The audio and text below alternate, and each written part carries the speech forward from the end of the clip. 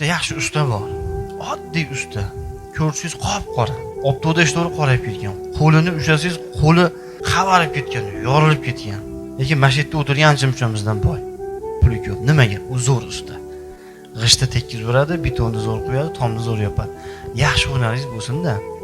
Yaxshi hunaringiz bo'lsin, odamlar orqangizdan qo'y. Men hozir shu kunlarda telefon qilib, uyimda jicha ish bor, menga vaqt ajratilmayapti.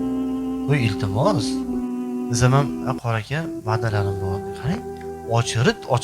Sabr qilib o'sha ham 4-5 yil bitta ustani qo'lida sabr qilib qattiq non yeb yurib shogird bo'ldi o'sha. Men bilaman o'sha.